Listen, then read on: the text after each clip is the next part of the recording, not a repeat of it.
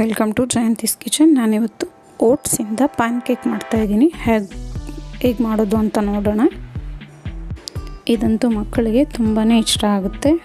ಈ ರೀತಿ ಒಂದು ಚಿಕ್ಕ ಕಪ್ಪಷ್ಟು ಓಟ್ಸ್ ತೊಗೊಂಡಿದ್ದೀನಿ.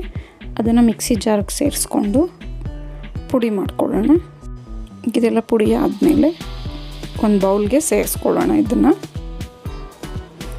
ಇದಕ್ಕೆ ನಾನು ಸಕ್ಕರೆ ಹಾಕ್ತಾಯಿದ್ದೀನಿ. ಸಕ್ಕರೆ ತಿನ್ನಲ್ಲ ಅನ್ನೋರು, ಡಯಟ್ ಮಾಡೋರು ಅಂಥವರು ಬೆಲ್ಲ ಅಥವಾ ಜೇನುತುಪ್ಪ ಸೇರಿಸಿ ಮಾಡ್ಕೋಬೋದು. ಈಗ ಇದಕ್ಕೆ ಒಂದು ಅರ್ಧ ಟೇಬಲ್ ಸ್ಪೂನಷ್ಟು ಬೇಕಿಂಗ್ ಪೌಡರ್ ಹಾಕ್ತಾಯಿದ್ದೀನಿ.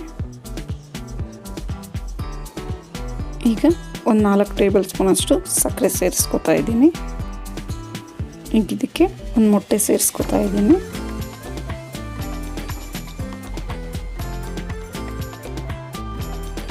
ಇದು ಮೊಟ್ಟೆ ಸೇರಿಸ್ಕೊಂಡಾದ್ಮೇಲೆ ಇದನ್ನು ನೀಟಾಗಿ ಗಂಟಿಲ್ದಾಗೆ ಮಿಕ್ಸ್ ಮಾಡ್ಕೊಳ್ಳೋಣ.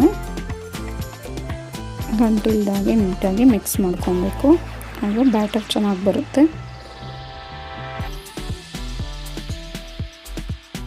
ಒಂದು ಚಿಟಿಕೆಯಷ್ಟು ಉಪ್ಪು ಸೇರಿಸ್ಕೊಳ್ಳೋಣ. ನಾವು ಯಾವುದೇ ಸಿಹಿ ಅಡುಗೆ ಮಾಡಿದ್ರೂ ಒಂದು ಚಿಟಿಕೆಯಷ್ಟು ಉಪ್ಪು ಸೇರಿಸೋದ್ರಿಂದ ಟೇಸ್ಟು ಜಾಸ್ತಿ ಆಗುತ್ತೆ. ಇದಕ್ಕೆ ಒಂದು ಸ್ವಲ್ಪನೇ ಹಾಲು ಸೇರಿಸ್ಕೊಂಡು ಮಿಕ್ಸ್ ಮಾಡ್ಕೊಳ್ಳೋಣ.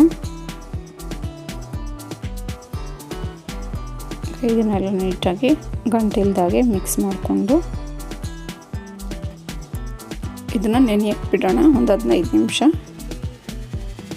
ಒಂದು ಪ್ಲೇಟ್ ಮುಚ್ಚಿ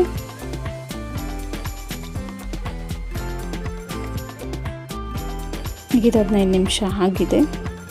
ಇನ್ನೊಂದು ಸತಿ ನೀಟಾಗಿ ಇದನ್ನು ಮಿಕ್ಸ್ ಮಾಡಿಕೊಂಡು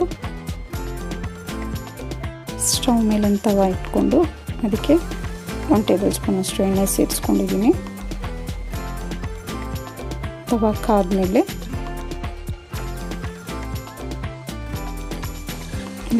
ಚಿಕ್ಕ ದೋಸೆ ಥರ ಮಾಡ್ಕೊಳ್ಳೋಣ. ಸೆಟ್ ದೋಸೆ ಬರುತ್ತಲ್ಲ ಆ ರೀತಿ ಮಂದಿಗೆ. ಮಕ್ಕಳಿಗೆ ಎಲ್ಲ ದೊಡ್ಡವ್ರಿಗೂ ಇಷ್ಟ ಆಗುತ್ತೆ. ಅಷ್ಟು ಚೆನ್ನಾಗಿರುತ್ತೆ. ಮತ್ತು ಡಯಟ್ ಮಾಡೋ ಪ್ಲ್ಯಾನ್ ಇರೋರಂತೂ ಆರಾಮಾಗಿ ಇದನ್ನು ಮಾಡ್ಕೊಂಡು ತಿನ್ಬೋದು.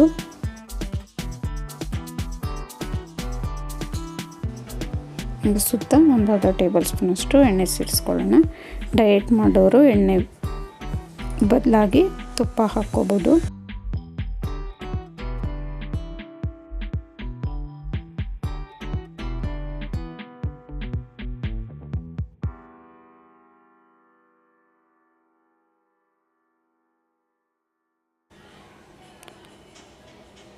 ಈಗ ಇದನ್ನು ಉಲ್ಟಾ ಮಾಡಿ ಬೇಯಿಸ್ಕೊಳ್ಳೋಣ.